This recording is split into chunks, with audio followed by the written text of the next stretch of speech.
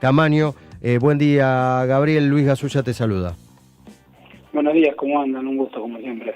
Bueno, igualmente, Gabriel, repasábamos algunas de las cuestiones y de las noticias económicas.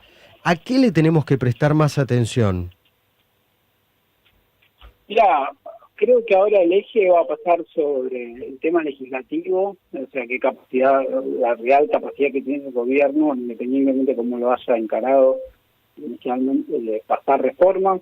El propio gobierno, digamos, se armó un test muy rápido y muy fuerte al respecto, y después el tema del acuerdo con el fondo. Me parece que en enero las dos cosas, los dos focos deberían estar ahí.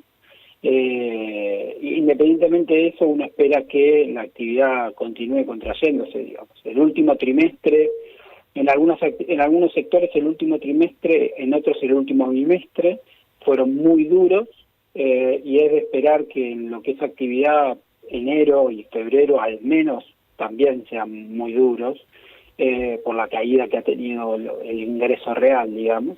Y la inflación va a seguir alta. Ahora están empezando a copiar las paritarias lo que pasó en diciembre, así que es de esperar que al menos hasta marzo inclusive la inflación siga muy alta, y después dependerá si hay un plan de estabilización o no. En materia de macroeconomía, el viernes se conoció las primeras reuniones con el Fondo Monetario Internacional. ¿Qué se puede esperar de ese acuerdo o nuevo acuerdo con el Fondo Monetario Internacional, Gabriel? En principio, lo que parece que va a haber es reflotar el acuerdo que está vigente. Argentina todavía tiene el acuerdo que firmó Guzmán en el 2022 y todavía está pagando el acuerdo stand-by de 2018. El acuerdo stand-by de 2018 se termina de pagar este año, o sea que este año cerraríamos el programa 2018. Se paga con los desembolsos del facilidades extendidas del 2022, si bien el flujo ya empezó a ser negativo, digamos. Por lo que se está hablando hasta ahora, lo que están hablando es de destrabar la séptima revisión, que generaba un desembolso de unos 3.200 millones de dólares, que debería haber llegado en noviembre, digamos, y está retrasado 2 meses ya. No se está hablando todavía de un nuevo acuerdo.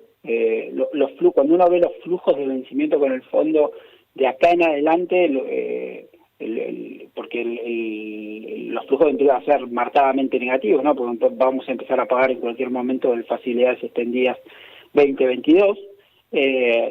Los flujos son grandes, así que en algún momento va a tener que negociar un nuevo acuerdo para ver cómo se hace para pagar esos flujos incrementales. Pero por ahora lo que están hablando es de digamos, la séptima revisión.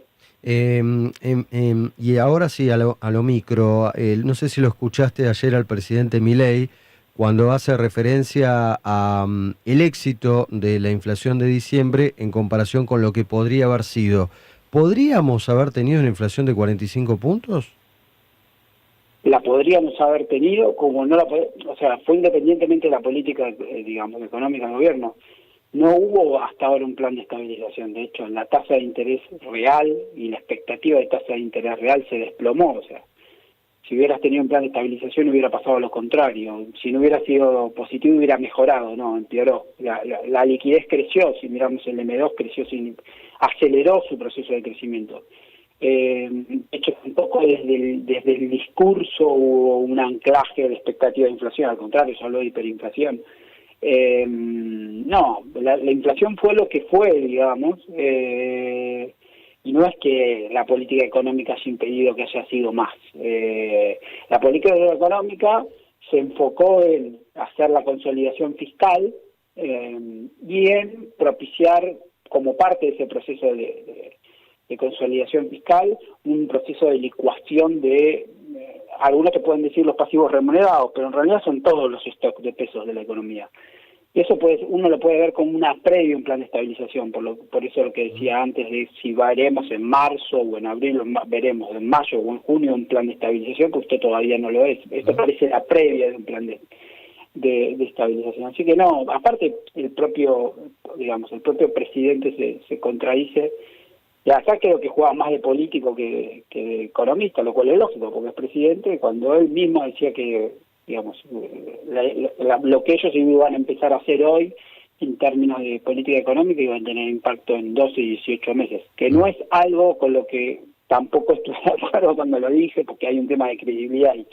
Pero está claro que, al menos en este arranque, todavía no hay un plan de estabilización. No hay una búsqueda de bajar la inflación en el corto plazo. Así que yo no le atribuiría que fue 30 a que iba a ser 45, solo para que sepa que la parte post-clase 45 es otra gran discusión, digamos. Gabriel Camaño, muchas gracias por esta comunicación. No, de nada, un abrazo, pero los servido.